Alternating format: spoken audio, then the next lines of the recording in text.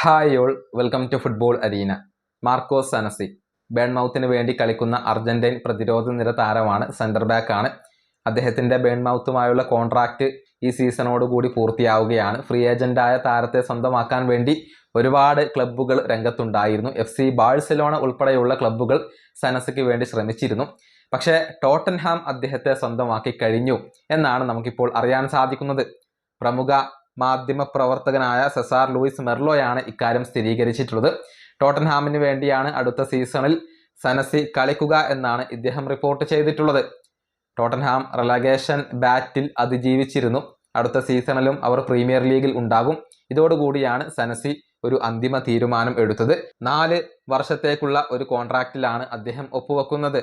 അഥവാ 2030 വരെ അദ്ദേഹം ടോട്ടൻഹാമിൽ ഉണ്ടാകും എന്നുള്ളതാണ്. ബാഴ്സ ഉൾപ്പെടെയുള്ള ക്ലബ്ബുകളുടെ ശ്രമങ്ങൾ ഇപ്പോൾ ഫലം കാണാതെ പോയിട്ടുണ്ട്.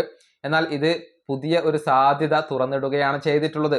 അതായത് മറ്റൊരു അർജന്റീൻ താരമായ ക്രിസ്ത്യൻ റൊമേറോ ടോട്ടൻഹാം വിടുകയാണ് എന്നുള്ളത് ഏറെക്കുറെ ഉറപ്പായി കഴിഞ്ഞിട്ടുണ്ട്. കാരണം പുതിയ സെൻറ്റർ ബാക്ക് ഇവിടെ വന്നിട്ടുണ്ട്. അതുകൊണ്ട് തന്നെ ക്രിസ്ത്യൻ റൊമേറോ പോകാനുള്ള സാധ്യതകൾ ഇപ്പോൾ വർദ്ധിച്ചിട്ടുണ്ട്. അത്ലറ്റിക്കോ മാഡ്രിഡ്, FC ബാഴ്സലോണ തുടങ്ങിയ ക്ലബ്ബുകളൊക്കെ ഇപ്പോൾ റൊമേറോക്ക് വേണ്ടി ശ്രമിച്ചുകൊണ്ടിരിക്കുന്നുണ്ട്. ഈ വീഡിയോ അവസാനിപ്പിക്കുന്നു. അടുത്തൊരു വീണ്ടും കാണാം.